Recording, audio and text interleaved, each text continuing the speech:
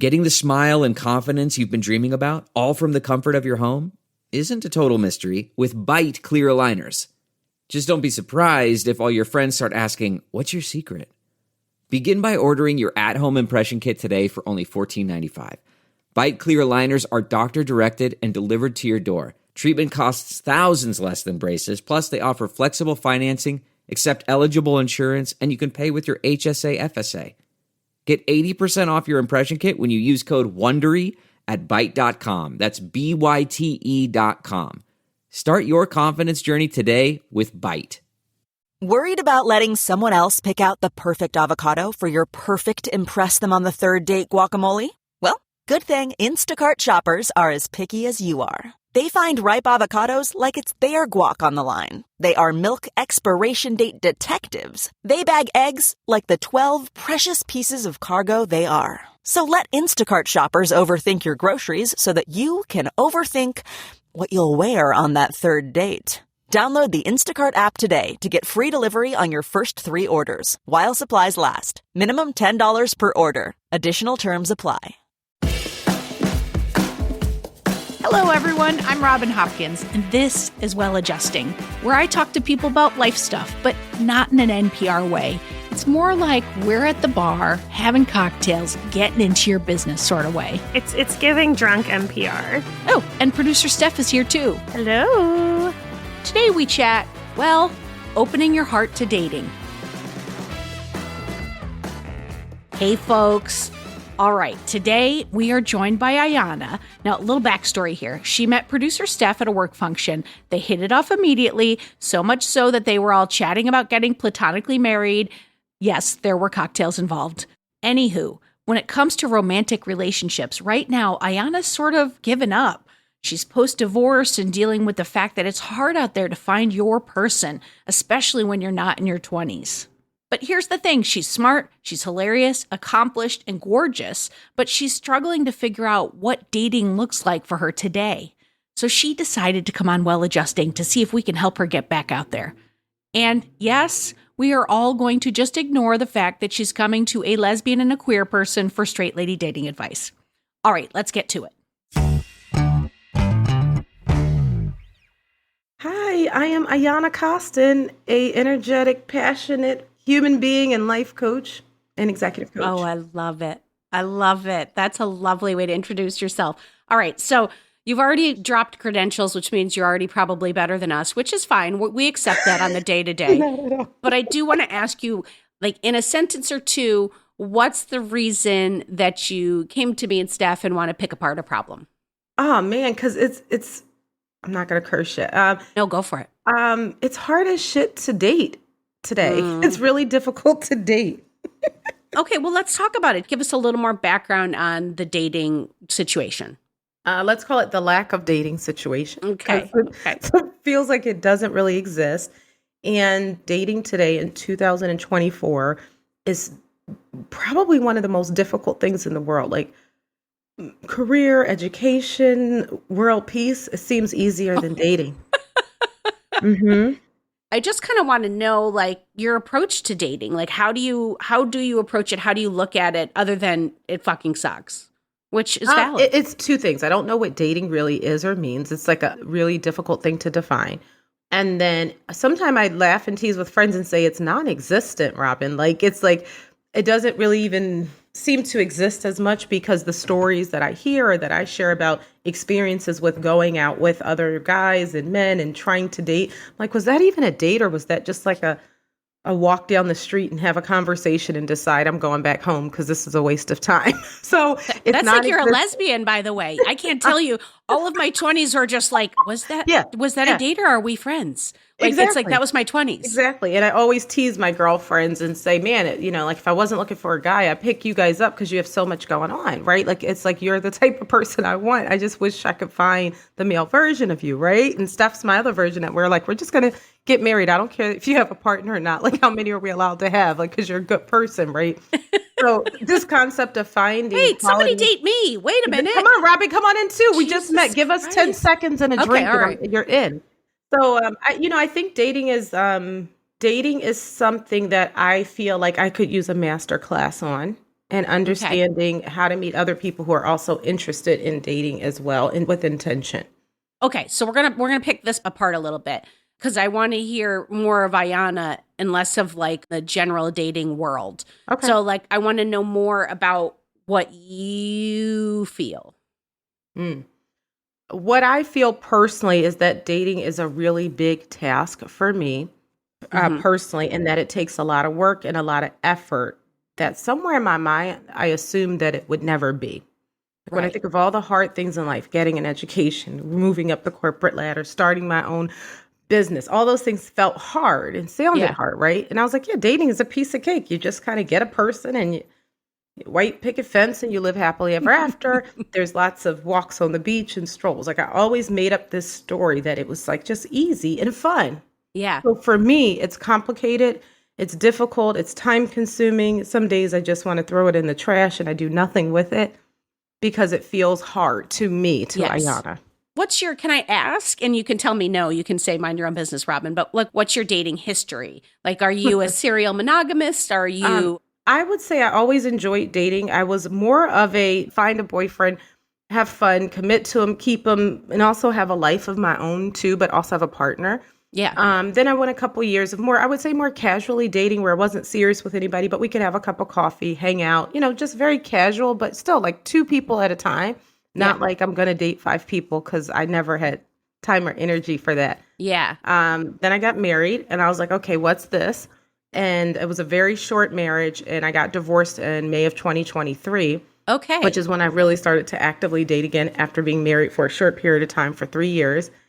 And I don't know if I missed a lot with dating, but as I explored what dating was like after divorce, I was like, oh, it's different out here. I'm not really sure what to call this.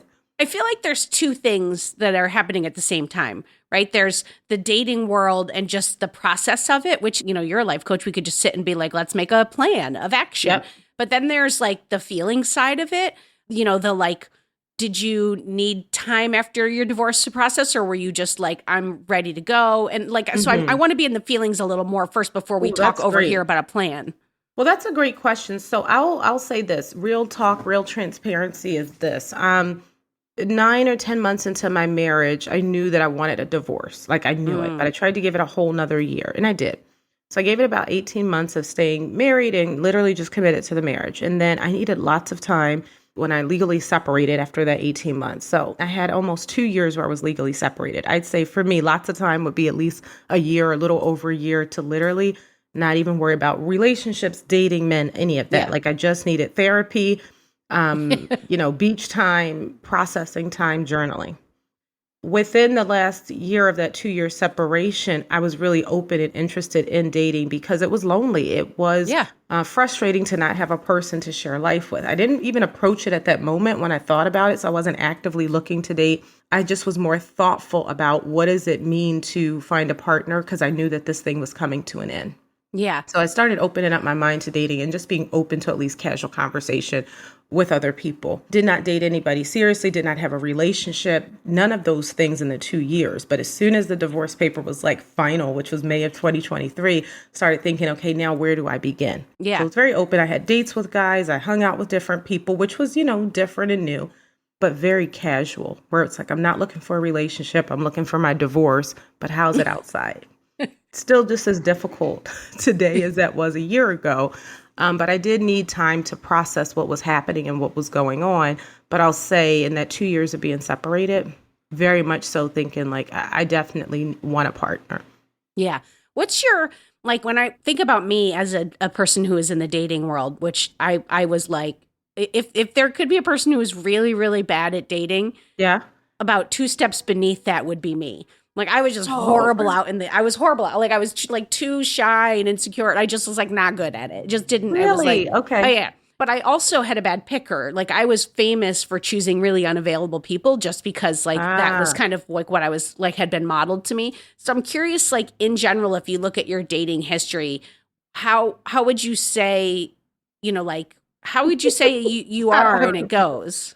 Well, clearly not that well because they're still not here. So, I mean, like if we're just being honest, like, but overall, I felt like I've chose really honest, loyal men, very secure, honest men who probably, to be very honest, weren't as fun as me. Like really, like to kind of Because you are opposite of fun. me. I can tell already. Oh my God, I'm a fucking ball of fun. So I think I've met traditionally average, typical corporate working men who were nice and who were loyal and who had ethics and actually very respectful, right? Not the naughty boys, not the, jocks, just like an average guy who was honest and who was loyal.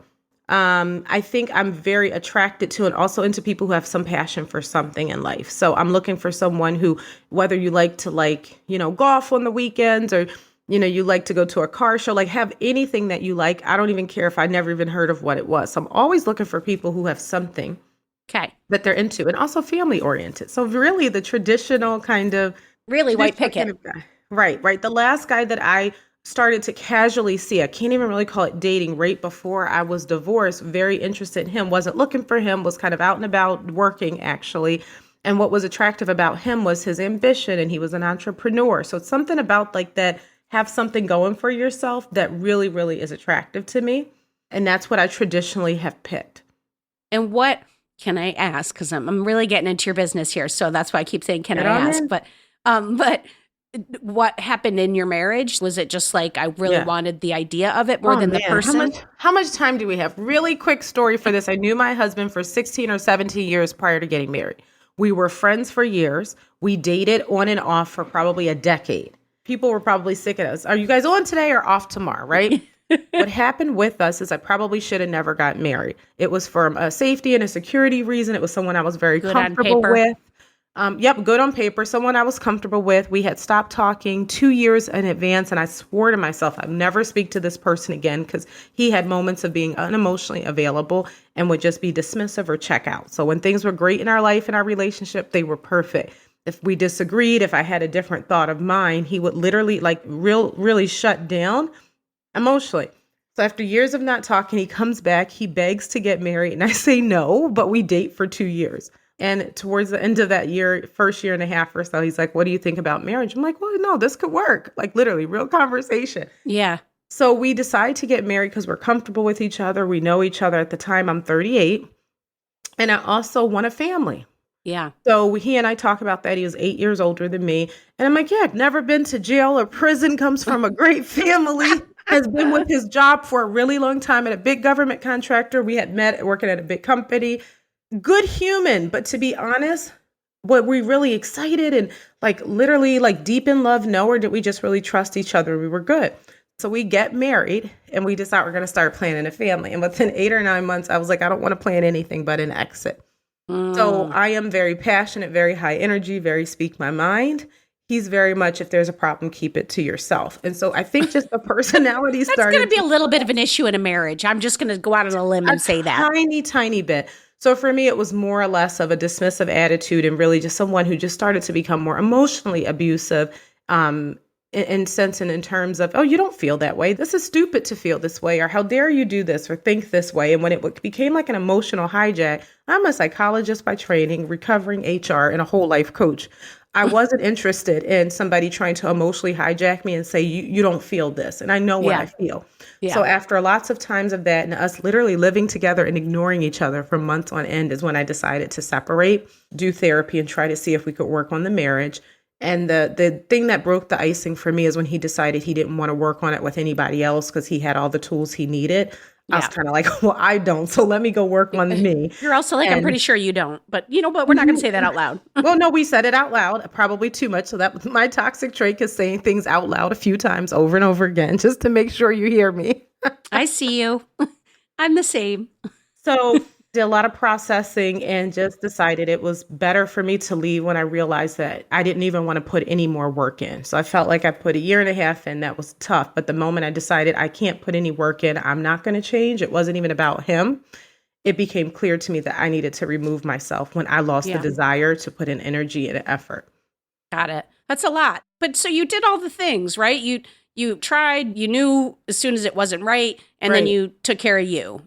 So I applaud you for that. That's fantastic.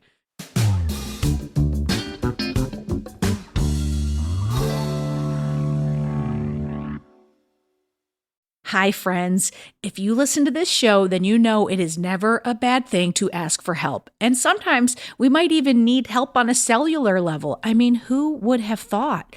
And that's where our friends over at Timeline come in.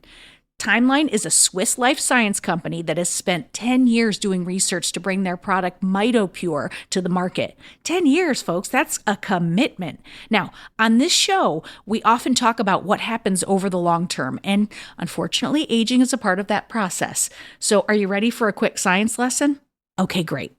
Mitochondria are our cells' power generators, okay? They're a key influence in how we age. And as we get older, mitochondrial efficiency, it naturally declines. And that's where MitoPure comes in.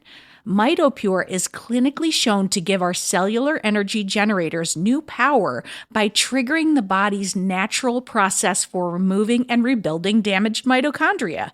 You can think of MitoPure as like little Pac-Men in your cells just chomping up the damaged mitochondria that make you feel tired, and they're going to recycle it into new healthy ones. Now, you can take MitoPure in two ways. Talking soft gels for when you're on the go and you want something super convenient, or they have a berry powder mix, which can be incorporated into breakfast. Maybe, your daily yogurt, your smoothie, or if you're me, a Coke Zero. So taking 2 MitoPure soft gels a day for only 2 months, it can help you feel big improvements in your cellular energy, muscle strength, and endurance.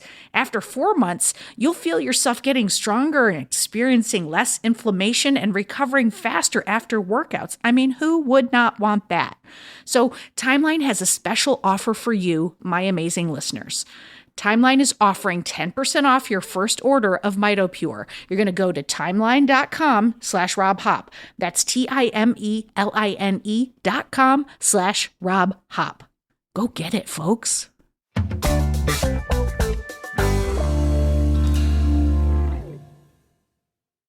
Are you struggling to close deals? Cold outreach is wasting the time of both the buyer and seller at every stage, especially when sellers are using shallow and outdated data. Your organization can overcome these challenges with technology that translates comprehensive, high-quality buyer data into real-time insights. These deeper insights empower sales reps and teams to adopt the habits of top performers, which leads to better outcomes, like more pipeline, higher win rates, and larger deals. We call this deep sales. And we've built the first deep sales platform with the next generation of LinkedIn Sales Navigator. Right now, you can try LinkedIn Sales Navigator and get a 60-day free trial at linkedin.com/trial. That's linkedin.com/trial for a 60-day free trial. Let LinkedIn Sales Navigator help you sell like a superstar today. Just go to linkedin.com/trial and get started. Make this new school year an opportunity for your kids to learn important life skills with Greenlight. Greenlight is a debit card and money app for families where kids learn how to save, invest, and spend wisely while parents keep an eye on kids' money habits. Greenlight also helps families get into their fall routine with a chores feature that lets parents assign chores and pay kids allowance when they check them off. Get your first month free at greenlight.com/Wondery. Greenlight.com/Wondery. I think the question I really want to ask you is, we used to have Mary and I went to this couples therapist, and she was another gay woman, and so she had this wand that we called her gay ass wand, and she would bring it out and wave it. And we were always like, please don't do that. We were like, I literally, please don't do that. Lovely woman. But if I waved my gay ass wand, who shows up? What type of person? What are they? Who are they? Oh man, I love this. The person that would show up would embody my values of fun, totally fun. Like, if you're not fun, we're not doing this. Flexible. Mm-hmm. They would be committed to being loyal and to working on a relationship. So I'm not a person who thinks that all relationships are fun and cherries. I'm a person who thinks the person who's going to show up is going to know the relationship has times where it's horrifying and it's stupid and it's like, why the fuck am I here? Mm-hmm. And they still commit to doing the work to stay here, knowing that these tough times are tough. Like, I'm not looking for this unicorn where there's no issues. I'm looking for somebody whose issues I can tolerate and they can tolerate mine and who will work on them. They have to have something they're passionate about career-wise, just a beautiful heart, beautiful, beautiful, beautiful heart and soul. And they have to be, you don't have to be as extroverted as I am. Because like if there's a scale of extroversion, tip me over twice, I've hit it. But you've got to be able to come around friends, family, colleagues, and I can leave you alone and you can like handle your own. So an extremely shy person, extremely internal person, like just take me out today, like just knock me out. But that's also really, really, really important. And just I love hard, I love deeply. I want a lover boy. Like I want a person who's just like, I'm here to love, to have a good time. So those are important things. And also to me, my spirituality is really important.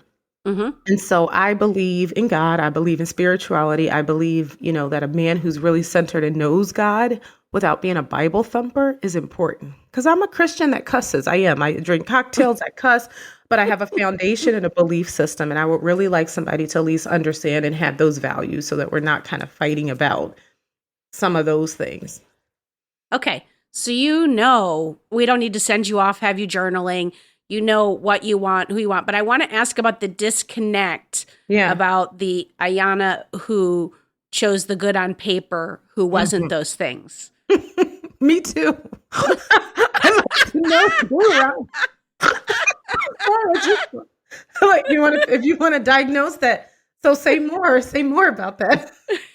Well, I mean, if I look at my disconnect, like I'll give you an example, like me choosing, like I had this like on again, off again thing with like a straight woman. And it was just like, it couldn't have been, it was like my version of choosing a married man. Like this is a person who's unavailable, so clearly like telling me like, we're not going to do this. But then at the same time saying we're doing this, and I was all in on that. But it was connected for me to, I don't think that I really believed I was worthy or that I like loved myself enough or it was also really familiar. And so I'm curious for you, like if you've made any connections in that area.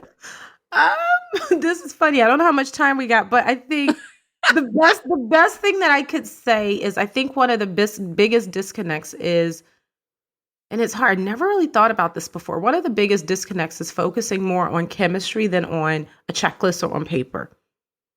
And I really feel that deeply to say, maybe I always said like, oh, I want a corporate man or a professional entrepreneur. Like I would use that as an example. But knowing that even the sparks I've had in my life dating in my 30s or even younger was more or less just somebody more artsy or somebody a little bit more free and wild and all of those things. So I think for me, the disconnect is really not worrying about so much the checklist of the things I want. I mean, with the exception, like I don't want like a mass murderer or somebody like that. I think we can all safely say we don't want that for you, Ayana. Right. So it's like, I don't want somebody who's like totally a racist or who's like totally a bad human being. But I do want to focus more on chemistry versus attributes. Because I think the chemistry is strong and he might be like a freelance diver who does art on the weekends and I may not have looked there because I was so concerned. And it wasn't like I cared about what other people thought. I just made up the story that, the matches were both like corporate America per se.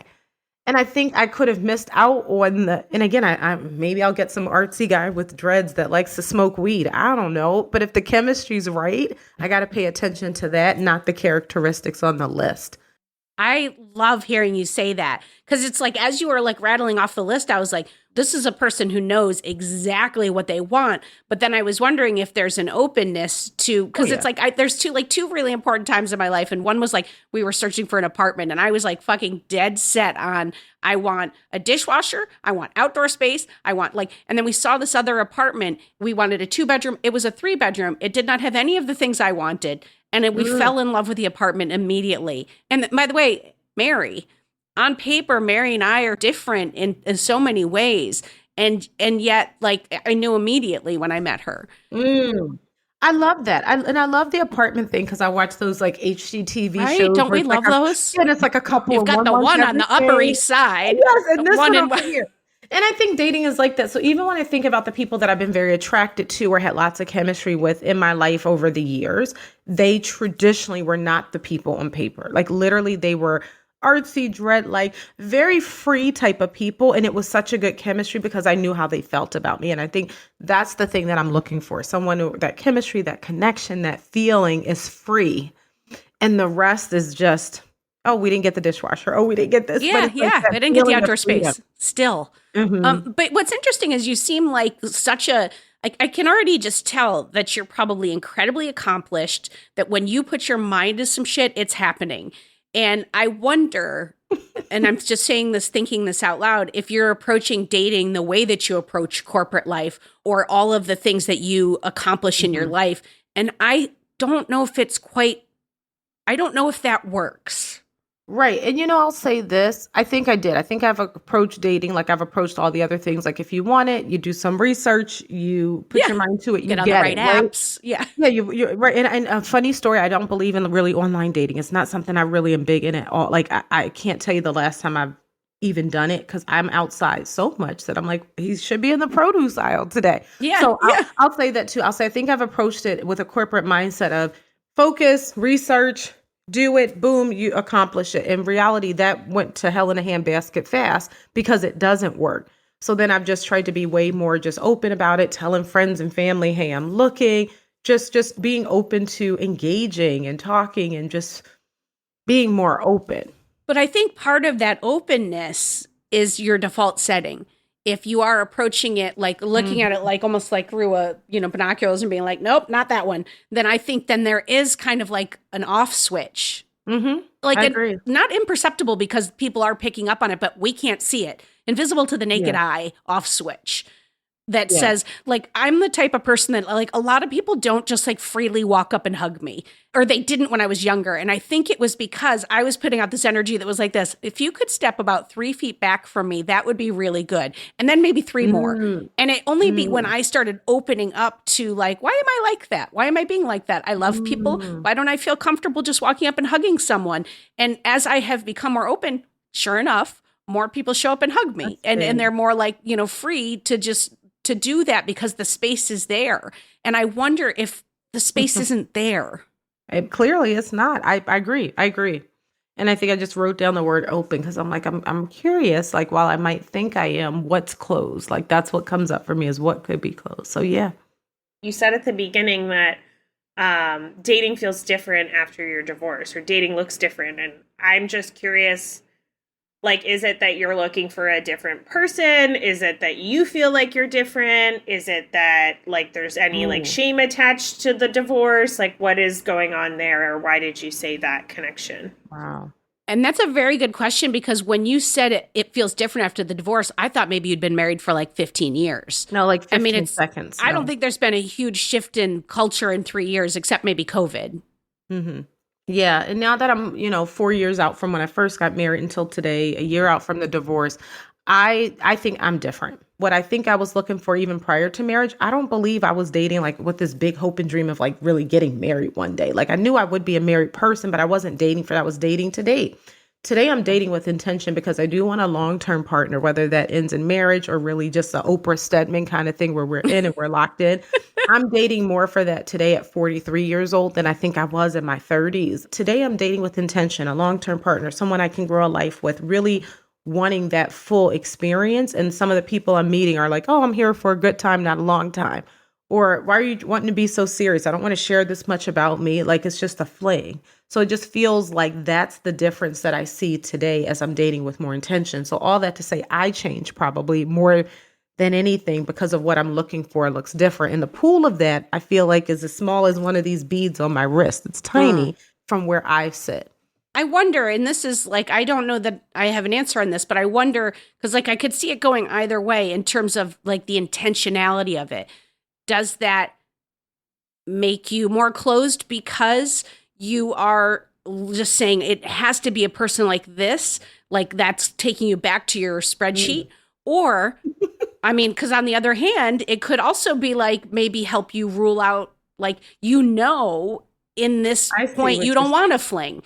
But so I wonder if maybe there's a happy medium in there, like bringing back a little of like younger Ayana who was just like, just try to have the experience versus like, where does this go?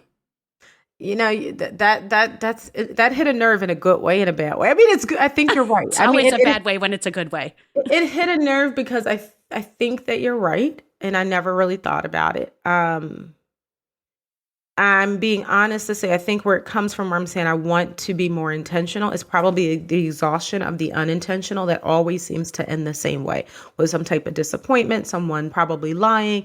Mostly what I've seen is a lot of men cheating, or at least having so many other people that they're Yeah. entertaining. So I think for me, I am closed. Robin, thanks for saying that. I'm so closed because I feel like time is such an important element in my life. So after doing it a few times and feeling like, oh man, I've wasted 6 months or I've wasted a year kind of to get in the same pit, what I've done is just like separate my whole self from it and not go there because of such disappointment and Yeah. time waste. So that part I'm very close to and would like some type of opening to that. Yeah. Because it is harder for me just to casually date because there's something I'm attached to around time being wasted to always end in, oh, I'm going to date someone else, or, oh, I'm going to, Yeah. reveal some big thing about myself that may make you run away after I've showed you that I've liked you, So I'm closed completely to time wasting. Well, I wonder if there's not a reframe there, though, Ayana, because it's like, was anything that I did before I met Mary a waste, or was it an experience that I had that led me to her?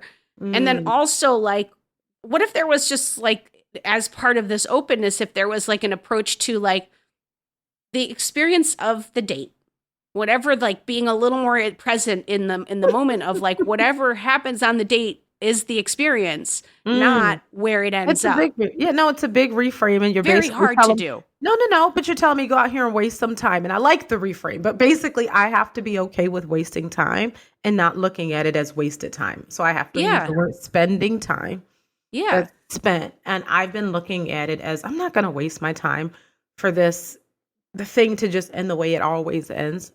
So I do need a reframe there. I do. Yeah, because like who knows how it's going to end? Yes, you have examples of it in the past, and you're an intuitive person. That's clear. So obviously, you might have a good instinct. Like I'm not suggesting you ignore red flags, but I am suggesting maybe following your heart a little more. I need to. If I can find that heart in there to follow it, I'll go. It's there. When you talk about wasting time and we're like reframing to spending time, it sounds like there's a part of it to me, and maybe I'm projecting, that is like you're wasting time and spending time on these other people. And I think the better, like a reframe is like you're actually spending it on yourself. Like you learned so much from your last relationship, from your divorce, and you've changed from that. So like all of these dates could be obviously not to the extent of a divorce, but could be small things where you're learning things about yourself and you're like moving through the world and like picking up more data and experiences. And like, I don't know, I've dated some terrible people, but like, I still am like, well, that taught me something and it was like kind of a good time. And what's interesting is when you talk about your ex, who you were married to, you still have such like reverence for him. Like you're like, he was a good person, like blah, blah, blah, blah, blah. And I feel like there's something weird and like disconnected there because you don't have like spite or hatred towards him or the relationship ending, but you also see it as a waste of time.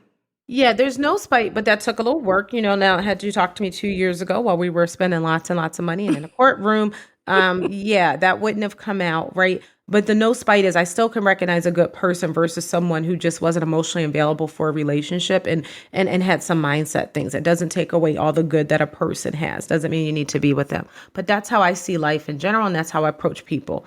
I always find that good thread in someone.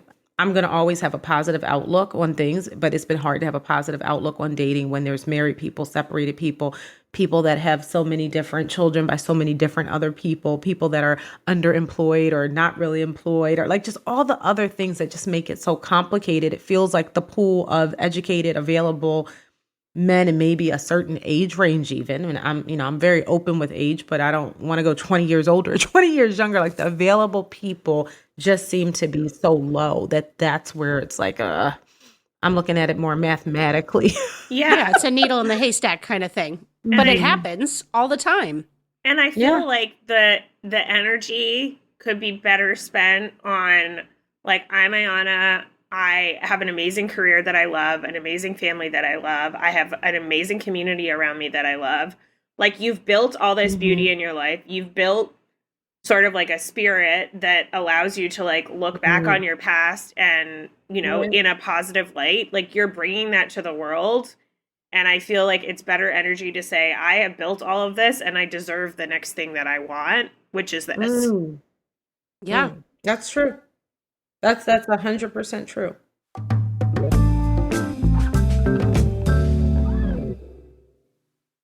Canva presents a work love story like no other. Meet Productivity. She's all business. The Canva doc is done. Creativity is more of a free thinker.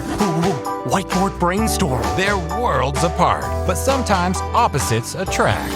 Thanks to Canva. The data is in the deck. And now it's an animated graph. Canva, where productivity meets creativity. Now showing on computer screens everywhere. Love your work at canva.com. This episode is sponsored by AutoTrader. There's a good chance you're driving right now. Look around. Safely. What do you see? Cars. Lots of them. And guess what? They're probably on AutoTrader. Whether you're into timeless classics or the latest trends. Did somebody say solar-powered, eco-friendly, vegan, leather-wrapped, aromatherapy-scented, disco ball-equipped, self-driving car? If you see it on the road, you can likely find it on AutoTrader. Big cars, small cars, blue cars, new cars, used cars, electric cars, and one day, maybe even flying cars. With millions to choose from, buying a car becomes a whole lot easier. See it, find it, AutoTrader. Find your next car on autotrader.com.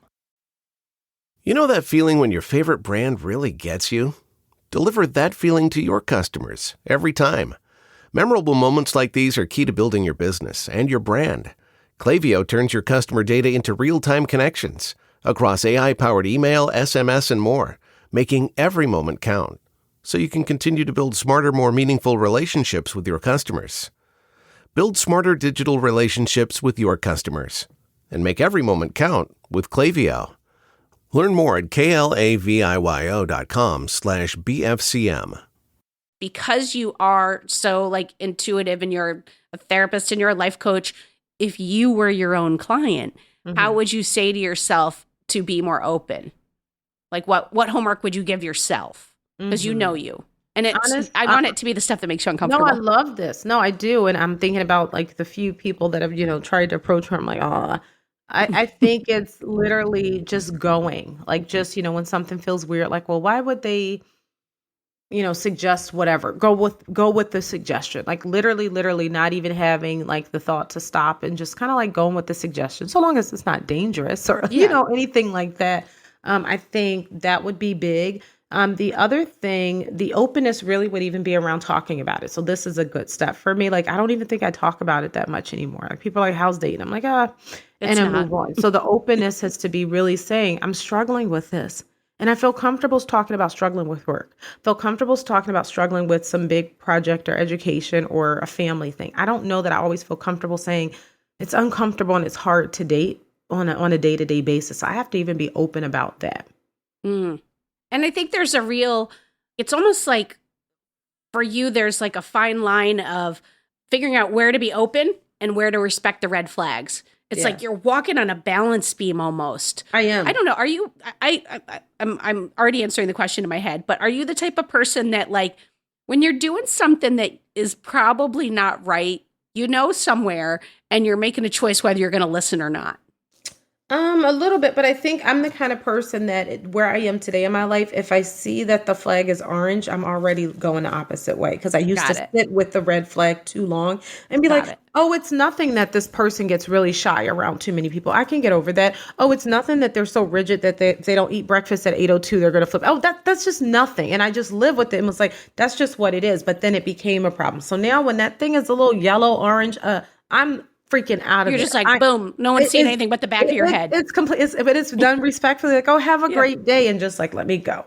So I don't even entertain it. And again, red flags are relative. So I had a guy who had lots of chemistry with, like almost a burning fire chemistry, but what I considered was a red flag, real story. He had 4 children with 4 different women. He was gorgeous. He was like 6 something, 2, 3, 4. I don't know. We danced, we fun. And as we started getting deeper to know each other, again, all the dates were just go with the flow, open. And as we started digging in, I was like, well, what are the ages and where are they? And how does the care look? Because again, I'm looking for long-term intentional. Everything felt right about it, but the dynamics of that felt a little weird. And I was like, so would I be number 5? How does that work? Like the conversation I had with him was so sweet and so pleasant. Said, I love this energy and you love love, and I love that. But I want you to find a person who really will accept all of these things openly, and really supported him in trying to help find that. He called me a year later and said, I'm dating somebody. It's great. I'm so happy for him. I really genuinely am. But the chemistry was there, but some other things was off. Like, I don't think he had health insurance. So now I'm at a point where, like, don't go down that rabbit hole, Ayana. Don't entertain that if that's something that really just doesn't really feel like it resonates with you. Not that you have 4 kids, but that there's 4 other women involved that at some point in my life, we may have to kind of intertwine. Do you remember those, I feel like it was very like 80s, then you would see it on like someone's business desk, and it would like have these metal strings and like 5 silver balls, and you push one and then it smacks the one back and forth. And you know how eventually it slows down and it settles? I have that image of you because it's like, you tell me that story and there's not a part of me that's like, Ayana, you should have been more open. The man didn't have health insurance. You know, it's like there's some flags there, but there was chemistry. So it's like you just got to keep swinging back and forth until it settles between open and taking care of you. Yeah. Because I don't think that was a wrong choice. No, I don't. But I think you can have a person with health insurance and chemistry. I don't. And I think I had to go to be there, to be present, to do it, to figure that out. But I think where my energy is exhausted, it's like, how many of those do I do? So now I'm kind of to a point where it's like, no, I'm not even going to get to that point because I felt like I knew I wasn't going to end well here. So why did I even invest in the few dates or the whatever I had, if that makes sense. Well, that's where the reframe comes in, because you had chemistry, because you wanted to explore it. But to me, that is an incredible win. You did not walk down the road. You didn't call him a year later and go, should we start this thing back up? And then a year later, he says, let's get married or let's have a baby. And you go, sure, I'll be the 5th mother to your squad. Like you did not do any of that. And that is a win, and that is growth. You know, that's like you didn't swing up as high as you did before. And so I think you have to applaud yourself as you are trying to navigate this. I think what my question and my frustration comes to is, where does one even start to explore to try to find the right kind of pool to get in? I don't care if it's only 3 people in the pool, which is a small pool, but maybe one of those 3 are a good thing. I'm feeling like I don't even know where the right pools are to go. To meet, to go, that feel comfortable, feel right. I don't even know where to go as a person who is very social, who goes out a lot, who travels a lot, who does things. It's still like, I'm not even seeing the pool. Like they're not existent. Well, I think some of the pool is turning the switch on, but then I think the pool starts with Ayana. Like I would do things that you love to do that bring you joy with your switch on, and be looking for people. Because you've said, like, I don't know that the dating apps are the thing. Like, I used to, I don't know if it's like this in DC, but like looking for an apartment in New York City is so difficult. Oh, it's hard. Right? It's so hard. And I used to say to people, you have to do all the things. You have to talk to your friends. You have to get at the time it was like the classifieds. You have to you got to like get a broker. You have to, and then you might find a place just walking down the street that you see a sign you see a sign that says rent. But you have to put it out in all the areas. So maybe there is finding one app that is not like as swipey swipe as some of the other apps. Okay. That's a little more intentional. But maybe it is focusing on talking to friends and being like, look, this is kind of what I'm looking for. I'm interested in connection and chemistry, but I also would like this. If you know anybody, I'm open to blind dates. Set me up. Maybe there is some kind of like stupid speed dating thing. Maybe there is like a traveling club that's, or like a, meetups for things that you like. Like that to me is the version of approaching an apartment. No, but approaching, like not one thing, but all areas with the switch on. Yeah, well, the switch on is actually vital. I fear that when I approach the things I like to do, the men who I'm interested aren't going to be there. So let's say some certain wine tastings, or I really just love a good spa day. I go to spa all the time. There's not a single man in there. So the things that I really love to do have tons of women. Now, I love happy hours, right? I love to travel. But again, the things that I genuinely love, there's not like a line of available bachelors that like go. I'm not a big sports fan. I'm sure if I was, that would go. But I'm open to saying, I love a sports social event that has the barbecue before the sport. So I have done those things. Funny you say travel club. Went to a travel club meeting, learning more about travel as a way to make more income. There were more men there who were interested in investments and money and things like that. So I'm trying to be open, but I still get frustrated that even when I think I'm open, I will speak to guys, I will talk to people and all that, but I don't feel like it's really going anywhere or intentional. And I will be open to the app thing or the intentional thing. I've looked at even saying, what if a matchmaker was for me? Like, really, that's like where I was landing and ending, because I felt like it would take some of the stress out. And funny story, I think it's Netflix. Have you guys ever seen The Indian Matchmaker? Oh, yeah. No, but I've heard about Oh my this show. God. I want to go on. I'm not Indian that I know of in my DNA, but I want her to come help me because the process is fascinating. And even her terms of what she sees today and years ago is different because of these requests that people come with. And so I love something like that where it was more intentional. And I've never done that. So I'm kind of looking into the cost and the idea of that, which was totally different. Yeah. I want a balance of intentional and not intentional in any way. Yesterday, I met this person that works for the Red Cross, and I can't donate blood. And so I made a joke about that. Like, I was like, I can't donate blood, but I love the Red Cross. Like, I might need blood one day kind of thing. And he's like, shut it down immediately and was like, every person I talk to can like tell 5 to 10,000 other people to donate blood. And he's like, I'm not talking to you so that you donate blood. I'm talking to you because you have this, like, every person has their own network and community. And when you talked about being in the spa, first of all, the spa I go to is only like femme people, like men cannot enter, like legally, like they cannot enter. So when I saw that, I'm like picturing you in like a tub, you know, but like every one of those people, every one of those connections has their own community that is outside of you, but you're still relating to each other, you know, like if you have chemistry with like a woman, it's not because you're going to date the woman, but probably she attracts people that are, you know, people who could be in my pool. In your orbit. I had never thought about that stuff. That is literally like almost brilliant. And I, again, never really even saw it or thought of it that way for whatever reason. So I love you that. never met a bigger connector than Steph. And so now you're in her world, in her orbit. So who knows? I know. She's going to be like, what about this dude? What about this? No, I met him at Whole Foods. Serious.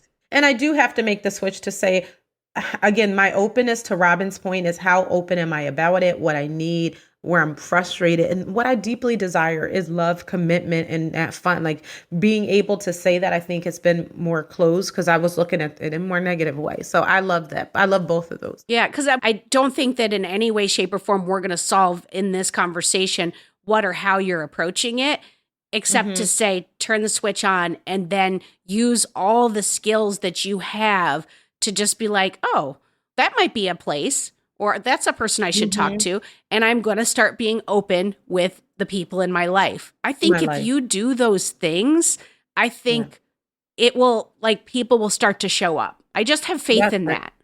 Me too. And I have to stop looking at it like, oh, it's trash. I have to look at it like there's some gold out here, and I just haven't been positioned in front of the gold, But yet. it's okay to have your moments where you're like, it is trash, and I need to talk to a friend because I'm like so fed up and I'm sick of this. Like, get that shit out and then get back out there. Like, or just like live your life and enjoy your life and have fun with the switch on.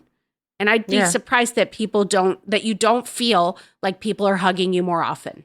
I get it. I'm going to go with my gold star for the day. And I appreciate both the ideas about being open in that pool. So I'm a noodle on that a bit. All right. Well, we are going to need an update at some point when you feel ready and comfortable because I'm very invested right now and I need to be at the wedding. So I absolutely will let you know for sure. Even if it's prior to marriage, just how openness looks and what dating could feel and look like. So I'll promise to keep you posted. You have reached the well-adjusting expert of the day. I'm Damona Hoffman, and I'm a certified dating coach. I host the Dates and Mates podcast every week, and I have a new book called F the Fairy Tale. When you're dating older than 20 or older than 30, it is a smaller pool. It does require a different strategy. I mean, there's a reason I titled my book F the Fairy Tale. The fairy tale is everything that's been passed down to us, all of the stories that we've consumed, all of the things that we've been told from other people, and a lot of the dating burnout and frustration and that feeling, that really comes from the dissonance between how we think the story is supposed to go and how we're actually feeling. So I say that it's really important to have clarity on what you're looking for, and not just the kind of relationship, but really like, how do you want to feel?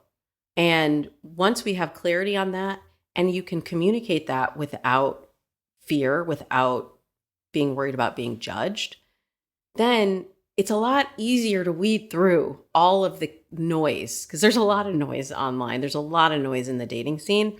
But the people who do not want the serious relationship, they will self-select out. And thank you. I say thank and release. Thank you. Bye-bye. Because it creates space for the person that does want what you want. What I do all day is help people develop a strategy that includes both online and offline. I'm a huge fan of the dating apps, especially for women over 40, women who are divorced. They've been great for so many of my clients over the last decade and a half that I've been doing this, because it expands your social circle. And ultimately, when you're dating, that's what you need to do. You need to meet new people. But as we get older, our social circles become more defined. So we already have our job set. We already have our home set. We have our kids community. And many times those things are not changing. So it's really hard to get new inputs without using some sort of online input. So the other thing that happens when you get older is, let's face it, we get more rigid. We get more stuck into our routines and our ways. And it becomes a choice of, I have all these great things in my life. I have these great friends in my life. Do I really want to step out into this uncomfortable space where I may not know anyone and I'm having to be vulnerable, and it's really uncomfortable and it can be really scary? But that is what is required if you are coming into the dating scene fresh in your 40s, your 50s, or older. So I really like dating apps as a starting point, because I also look at dating as a set of learned skills. And if you haven't been using them, if you've been in a relationship, or maybe you just said, I'm not doing dating, I'm taking a dating hiatus. If you haven't been practicing those skills, they begin to weaken, they atrophy. And so what I encourage people to do is to actually practice dating skills, because the more that you do it, the less frustrating it is, and the less each of those individual interactions really matter for your overall experience of meeting your person. And I always begin a dating plan with mindset. I'll do things with my clients like writing a dating mantra, acknowledging what is that loop that's playing in your head of, there's no single men my age. There isn't anyone that is smart enough or educated enough or makes enough money or wants somebody with kids, or, you know, whatever it is that's our expectation and our insecurity. We have to first just examine that and how much it actually plays in our brains, and then orders our steps from there. And then once we acknowledge it, that's when we can start to rewrite it and to write our own fairy tale. My final thought is actually that you are fine. Like, nothing needs to change about you. A lot of times people are like, I don't know what I'm doing wrong. I don't know what's wrong with me. We get FOMO from seeing our friends and family get into relationships or ask us, why aren't we in a relationship? And first of all, you never have to enter into a relationship. We can choose if we want a relationship, and we can choose what that looks like. And if you decide that you want a relationship and you're in that season of your life, that there is somebody who will love all of you. You don't need to change yourself. Maybe you need to change your strategy or your dating plan a little bit, but please don't change to be lovable. You're lovable just how you are. Okay, that's it for today, folks. But before we go, I want to say so many thanks to Ayana for sharing and being willing to get into it with us today. Go turn that switch on, Ayana. You got this. And thank you to Damona Hoffman for her thoughts on the topic. We love your love advice.